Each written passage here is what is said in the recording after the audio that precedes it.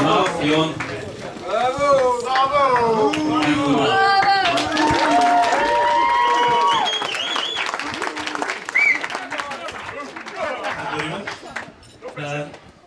Many of you might be wondering why I've been asked to write a poem today. It's an old family and Dougie. But many people don't realise that I played a large part in Bill and Lisa getting together. When Bill was at his lowest ebb, he came to me as a bit of a ladies' man. A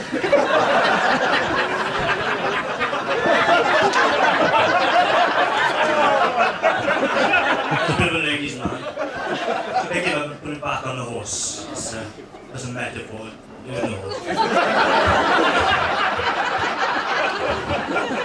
Like a lot of brackets explain that to Hato.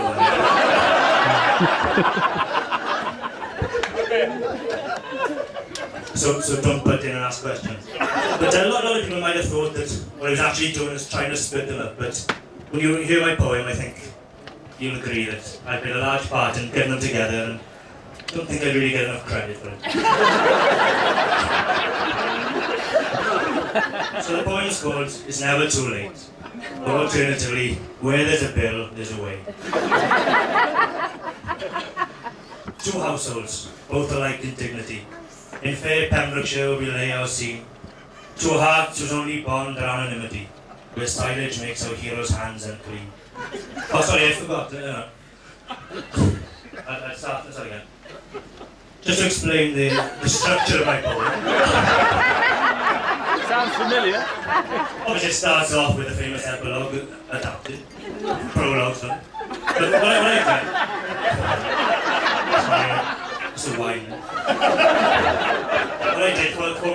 What I did was refer to my journals because I don't know if any of the single women here know, but I have a deep sense of personal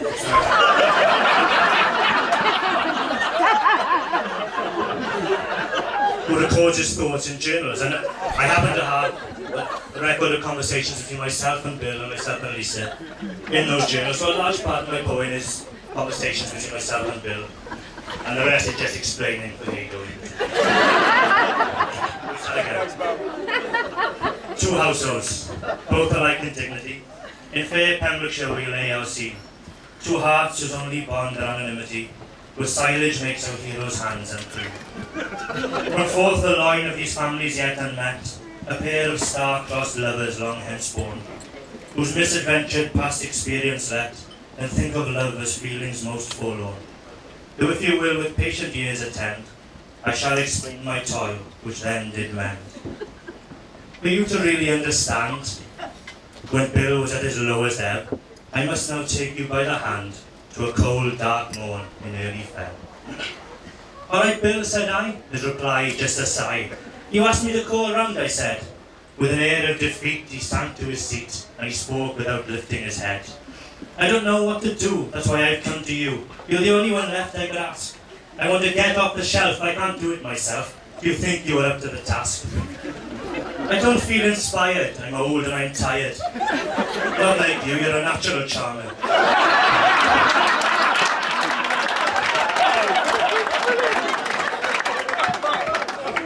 I simply haven't the time to wine and to dine. I'm just a simple farmer. I'm up before dawn feeding silage and corn to the beef cattle in the top yard. I milk the cows then, and that's all before 10. The life of a farmer is hard. I'm not like you, Marv. I'm not classy or suave.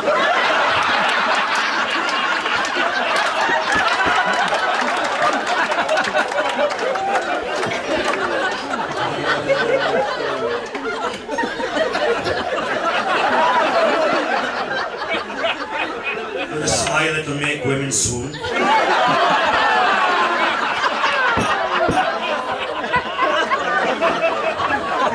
You're not smiling, right? That's probably why they're all laughing.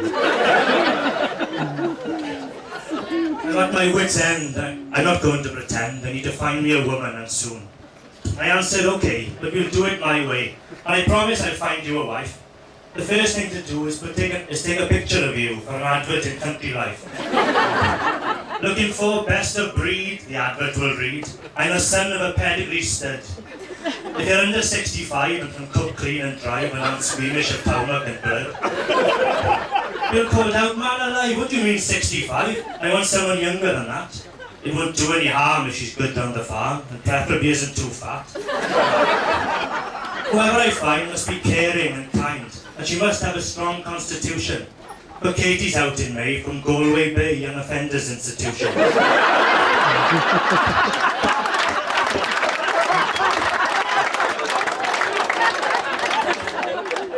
"We've only had one reply," I said to Bill with a sigh. "I don't care," he shouted down the phone. But I said with surprise, "She's got dazzling green eyes, a GSOH and her own home. Her name's Gladys McPhee, she likes walks by the sea, and is looking for friendship or more." "Sorry Ma, you're too late, I've been on a date." "You've done what?" I said, shocked to the core. "We met on Saturday and got on straight away. We drank a bit more than we ordered. Just have a look at this picture I took." I said, "You've given me a picture of her daughter."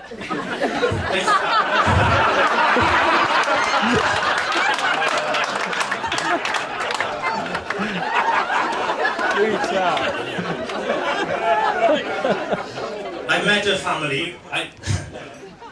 family. I went round there for tea. The kids' names are Lewis and Evie.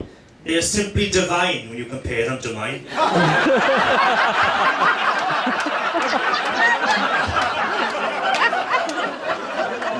Although their names don't rhyme with anything except TV.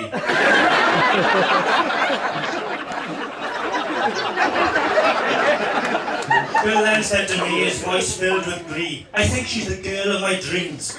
I feel like I could fly." But then came my reply, "She really is good as she seems." I said to him, "Bill, with the very best will, trying not to sound nasty or cold, she's very pretty, I have to agree, but you may think they're a little bit old." Well, Bill slammed his fist down, his face etched with a frown. "Don't treat this as some kind of farce. She's all I'd hoped to find. She's smart and she's kind, and she's got an incredible sense of humour."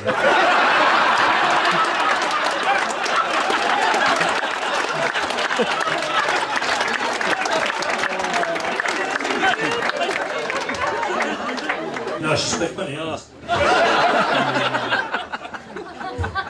You're over the hill," I shouted at Bill. "I am not," he retorted with rage. "I'm a catch," Bill hit back, going on the attack.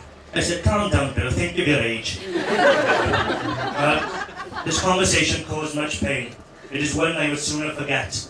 My advice was never asked again. I recall it with much regret. But I visited Lisa the very next day. Though my interference may seem uncouth, I felt there were things I needed to say. It was only fair that she knew the truth. "You must be Lisa," I said with a nod of my head. "There's an issue we need to address. There are facts about Bill you must know, or you will end up in a terrible mess. I must say firstly that Bill's 53, but a sugar daddy he is in no way. But whilst it does seem absurd, I can give you my word, he just gave all his money away."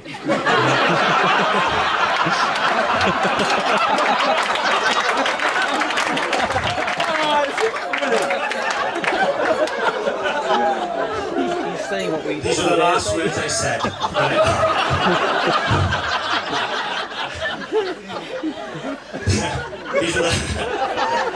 These are the last words I said when Lisa cut me dead. In reply, "Those who know true love don't see differences. They see only similarities, and when differences occur, they are celebrated. Those who know true love do not focus on weaknesses, but focus on strengths, for perfection is overrated.